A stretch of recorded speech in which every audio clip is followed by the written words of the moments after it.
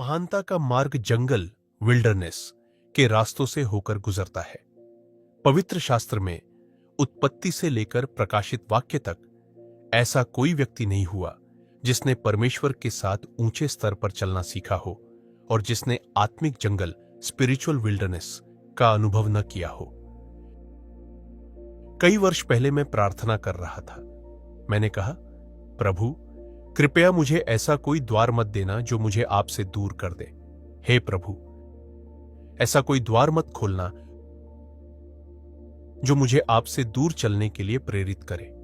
पिता, मुझे परवाह नहीं कि वह सेवा का अवसर हो या कोई और चीज। मुझे ऐसे किसी व्यक्ति से मत जोड़ना जो मेरे जीवन में ध्यान भटकाने वाला बन जाए। मुझे परवाह नहीं कि वह कितना धनी, कितना शक्तिशाली या कितना प्रभावशाली हो। किसी भी प्रकार का संबंध, चाहे धन का हो, उपहारों का हो या किसी भी प्रकार का, यदि वह मुझे घमंडी, अहंकारी और अभिमानी बना दे, यदि वह मुझे उस स्थिति में पहुंचा दे जहां मैं आपके सामने झुककर एक बच्चे की तरह रो भी न सकूं, तो ऐसी कोई भी चीज जो मेरे हृदय में घमंड उत्पन्न करे, उसे बंद कर दीजिए। ऐसा द्वार मत खोलिए, उसे मेरे जीवन में मत आने दीजिए। तुम जानते हो मैंने ऐसा क्यों प्रार्थना किया, क्योंकि पौलुस को यह बात पहले से नहीं पता थी और इसलिए परमेश्वर ने उसके शरीर में एक कांटा रहने दिया। 2 कुरिन्थियों 12:7। इसलिए जो परमेश्वर ने पौलुस के साथ किया, उससे सीख लेकर मैंने उसी दिशा में प्रार्थना करना शुरू किया, ताकि परमेश्वर के पास यह अधिकार हो कि वह उन द्वारों को भी बंद कर सके जिन्हें मैं स्वयं खुलवाना चाहता हूं। मैंने कहा, हे प्रभु, भले ही मैं आपको किसी द्वार के लिए मनाऊं, फिर भी आप सर्वशक्तिमान हैं। आप वह हैं जो भविष्य को पहले से जानते हैं। आप आरंभ से अंत तक हैं और अंत से आरंभ तक हैं। प्रकाशित वाक्य 22:13। आप भविष्य को जानते हैं। इसलिए मैंने कहा, मेरे भविष्य में जाइए। यदि भविष्य में कोई चीज ऐसी हो जिसमें मैं आपकी इच्छा से भटक जाऊं, तो उसे बंद कर दीजिए। यदि मैं चूक जाऊं, तो उस द्वार को बंद कर दीजिए। अब मैं तुम्हें बता रहा हूं कि मैं आज जो हूं वह क्यों बना। ये मेरी प्रार्थनाएं थी। 10 साल पहले नहीं, 20 साल पहले नहीं, 30 से भी अधिक साल पहले। और मैंने वर्षों तक यही प्रार्थनाएं की।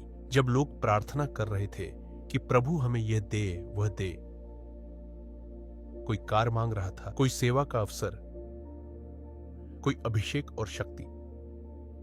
लेकिन मैं भीतर गया, रोया और कहा, प्रभु, जो भी चीज मुझे आपसे अलग करे उसे ले लीजिए। मैंने कहा, प्रभु, आपने मुझे स्वतंत्र इच्छा दी है, लेकिन आज मैं अपनी इच्छा का अधिकार आपको दे रहा हूं। प्रभु, मेरे चुनावों को नियंत्रित कीजिए। यदि मैं कोई ऐसा चुनाव करूं जो आपकी पूर्ण इच्छा में नहीं है, तो उसे होने मत दीजिए। भले ही मैं रोऊं, भले ही मैं बीज बोऊं, भले ही मैं आपको मनाने की कोशिश करूं, फिर भी उसे मत होने दीजिए। जब दूसरे लोग बच्चों, नौकरी, चंगाई आदि के लिए प्रार्थना कर रहे थे, तब मैं यही प्रार्थना कर रहा था। और तब परमेश्वर ने मुझे आने वाले युगों की सामर्थ्य सौंपनी शुरू की। यह पवित्र आत्मा की योजना थी। यही मेरी सोच थी। फिर मैंने प्रभु से एक और प्रार्थना की, प्रभु, यदि संभव हो तो मुझे ऐसा मनुष्य बना दीजिए जो कभी जिया है, जो अभी जीवित है और जो भविष्य में जीवित होगा, उन सब में से आपसे सबसे अधिक प्रेम करने वाला मनुष्य। तीसरी प्रार्थना, जो मैंने लगभग 30 वर्षों तक की, उपवास करके टूटकर प्रार्थना की। लोग कलीसिया, कार, आराम, सुरक्षा और कई चीजों के लिए प्रार्थना कर रहे थे, लेकिन मुझे इन चीजों में रुचि नहीं थी। मुझे केवल पिता के हृदय की गहराई में रुचि थी। मुझे नहीं पता था कि परमेश्वर ने मुझे चुना है। प्रभु, यदि पृथ्वी पर अभी भी कोई ऐसा कार्य है जो आप किसी मनुष्य के द्वारा करना चाहते हैं, तो मैं यहां हूं, मुझे उपयोग कीजिए। यही मेरी 3 प्रार्थनाएं थी। मैंने वर्षों तक रो रो कर, उपवास करके, टूटकर प्रार्थना की।